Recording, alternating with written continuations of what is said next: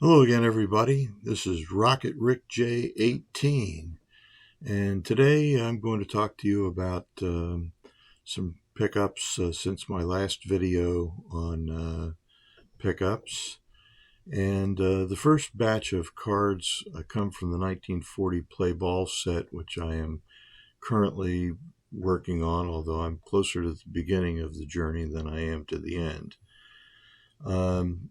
So the first card I'm going to show you is George Kaufman, Slick Kaufman. And if you are a follower of 3D80s Kid, you will know that he collects the cards of baseball players that share his family name, Kaufman. And he has shown this card.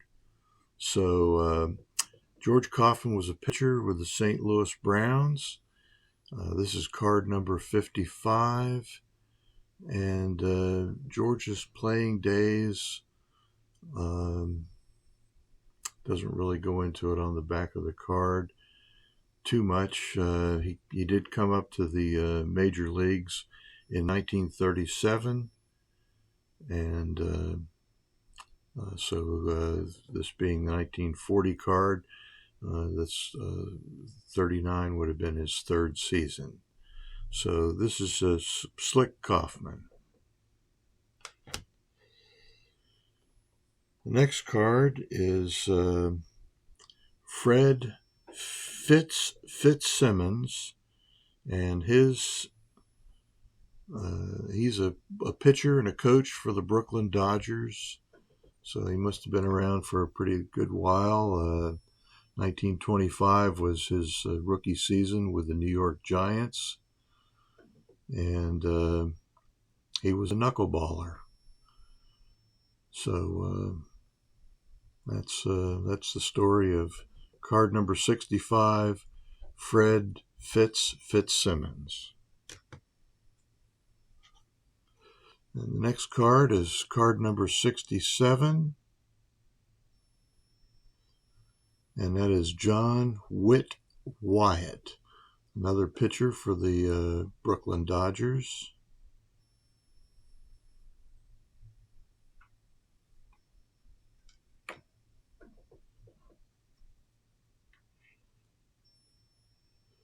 The next card is Melo Almeida, outfielder for the Brooklyn Dodgers. At the time that this card came out, Almeida was the only Mexican ball player in the major leagues.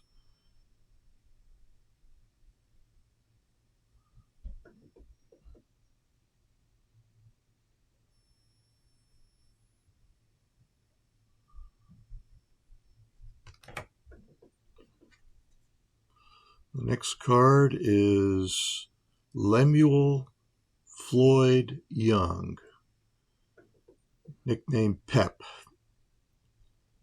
And Pep is a infielder for the Pittsburgh Pirates.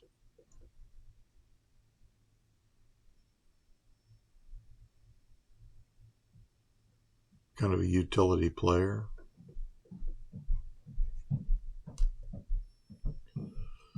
This next guy's was not actually a player.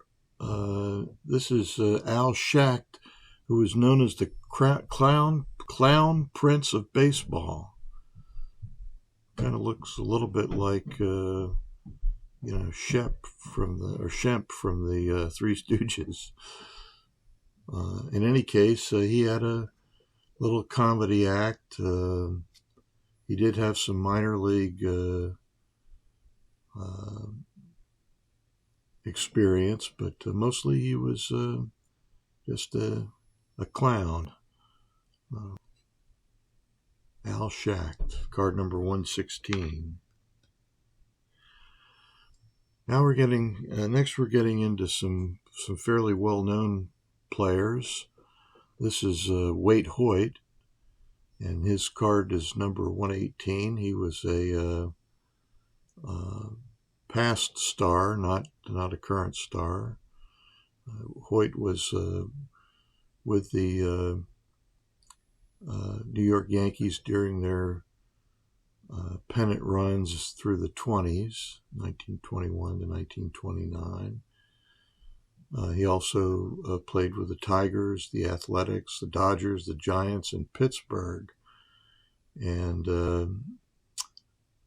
so he won a total of 237 games. And at the time, he appeared in more World Series than any other pitcher, 7 total, to be tied with Chief Bender and Lefty Grove. Of course, there have been at least one pitcher that has surpassed that, and that was Whitey Ford.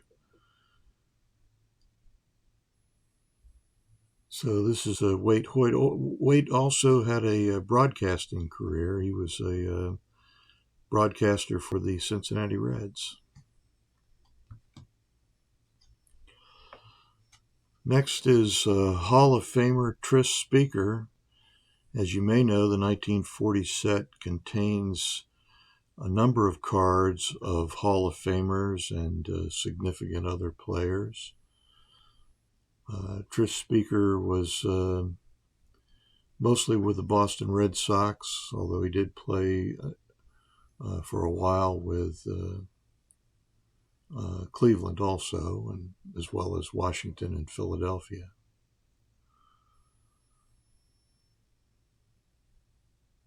He was considered to be a great defensive player, maybe the best in baseball among the pre-war center fielders.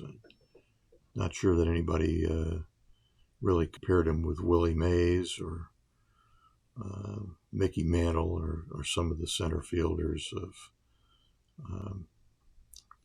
or Ken Griffey Jr., among others. Anyway, Tris Speaker.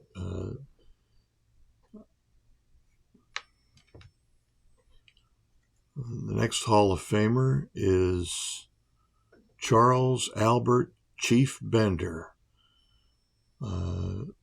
Bender was from the Chippewa tribe and was one of Connie Mack's big pitching stars with the Philadelphia Athletics in the early part of the century. Chief Bender.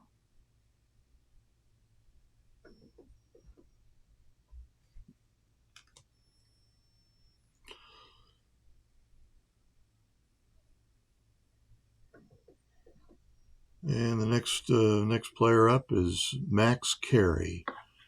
Max was an outfielder with the Pittsburgh Pirates, also with the Brooklyn Dodgers. Frequently led the major leagues in stolen bases, and his lifetime batting mark was 285. And he had a coaching career following his playing career. Max Carey. That was card number 178. And the last card I have to show you is, you may not be able to read that, but it's Vernon Lefty Gomez, Hall of Fame pitcher with the New York Yankees, in an SGC 1.5. Unlike some of the others, this one's actually in fairly decent shape. Most of the cards I showed you are definitely in the well-loved category. Lefty Gomez.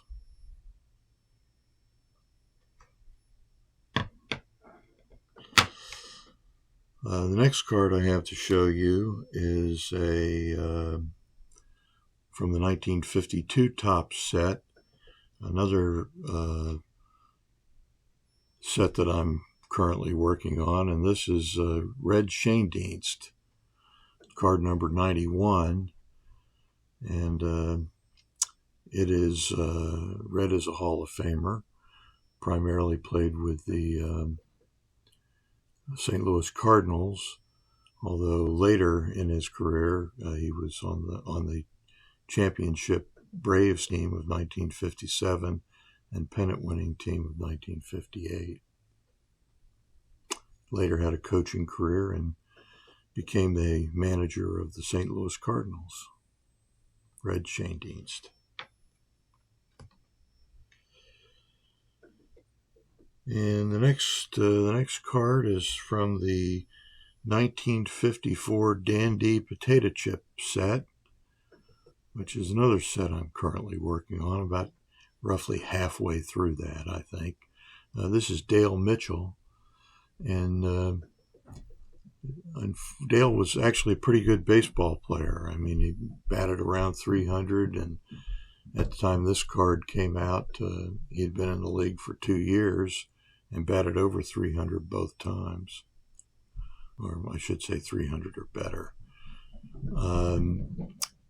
His chief claim to fame, unfortunately for him, was he was the final strikeout victim and last out in Don Larson's World Series perfect game in 1956 when he was with the Brooklyn Dodgers.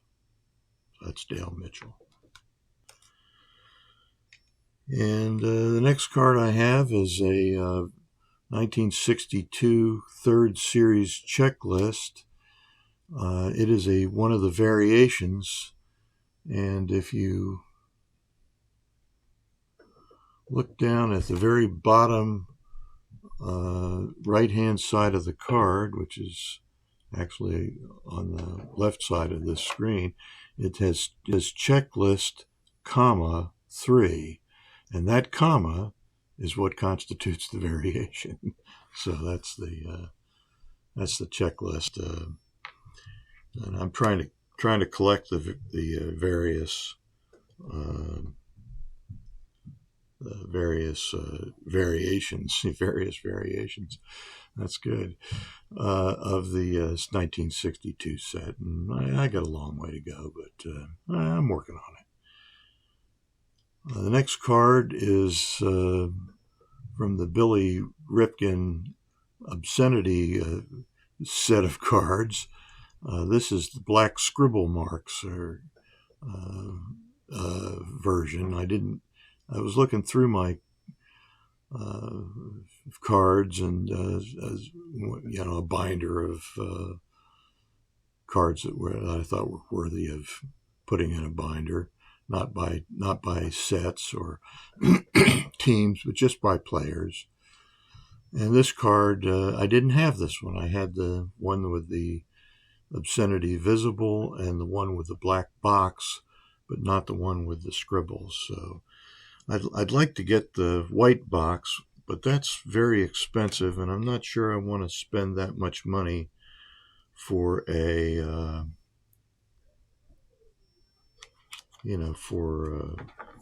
Billy Ripken card. In fact, I'm pretty sure I don't. The next card I have is also from the 52 Topps set, and it is Billy Martin, card number 175. Of course, being a Yankee, it's a bit more expensive than you might think it should be, but it is his rookie card, and it is from the 52 Topps set. So this is Billy Ripken. The best I can say for this card is that I paid less for it than the card that was available at a recent local show that I attended. And the fella that had the card didn't agree with me that his card was not worth $225. So I didn't buy that one. Instead, I went home and bought this one on eBay. The next card is from the Mike Payne 300 Great Cards of the 20th Century, and it is the Michael Jordan card number 661, and it is from the Collector's Choice series of Upper Deck in 1994. Michael had a short-lived career as a minor league baseball player and with a couple of appearances with the Chicago White Sox. But like many erstwhile or players who, maybe that's not the right word, many players who tried to play Major League Baseball, he just couldn't seem to handle that curveball. And so anyway, his statistics were not so good.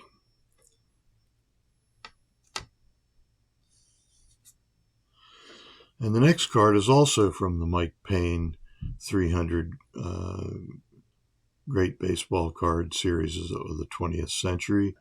This is the corrected version of Tom Seaver card 424 from the 1995 Donruss set. The first card, the error card, is actually a picture of left-handed pitcher Floyd Bannister. So apparently the good folks at Donruss, when they were putting together the set, didn't notice that Tom Seaver wasn't left-handed. And at this point in his career, he had won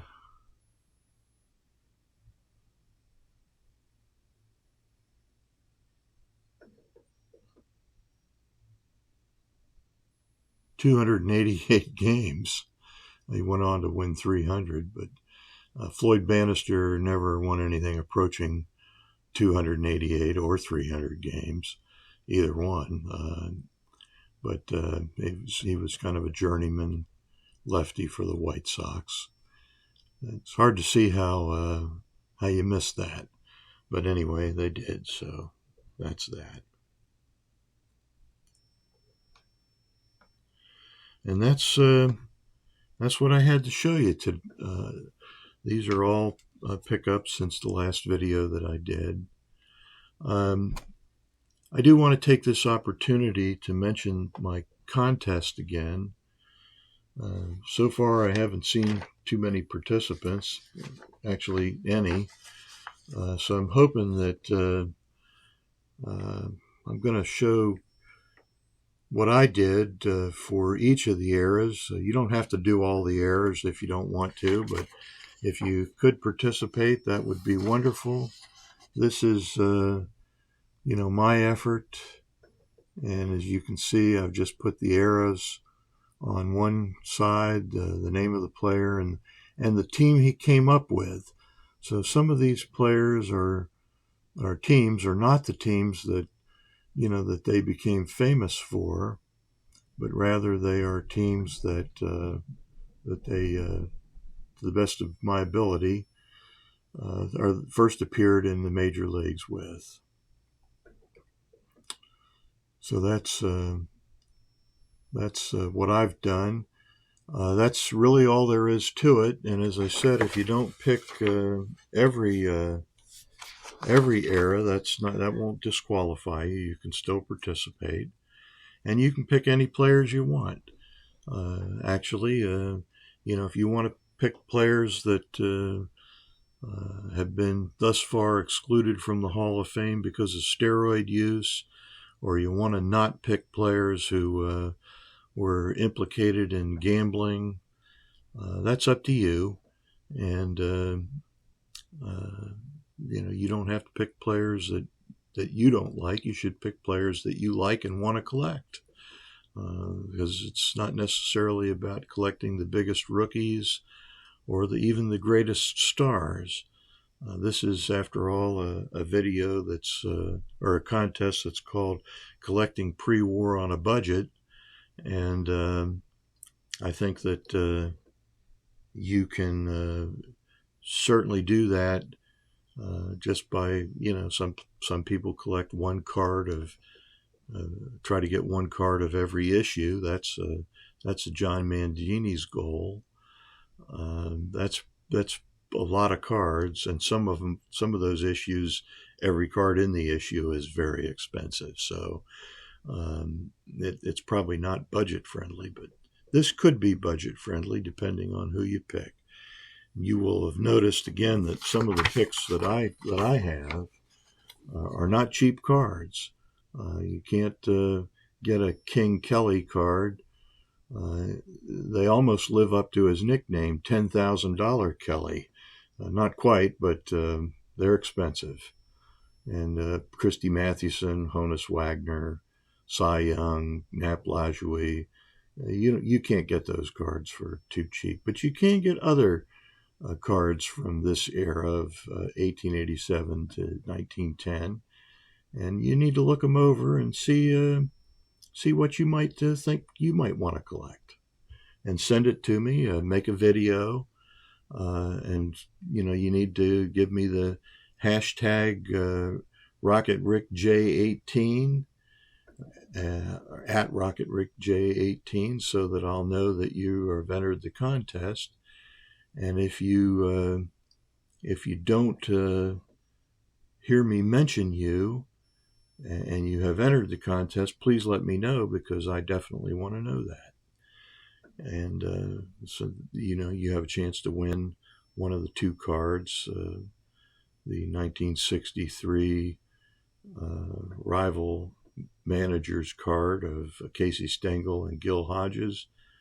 Was the number one card, and the number two card was 1963 Fleer Bill Mazeroski, another Hall of Famer. So all three of those guys are Hall of Famers. So that's the contest, and there'll be more to follow. We'll talk about it on a live stream that I'm planning to do, the first one that I'll be doing, and hopefully there'll be more later on. So that's it for now. And once again, this is Rocket Rick J18, wishing that all your collecting dreams come true.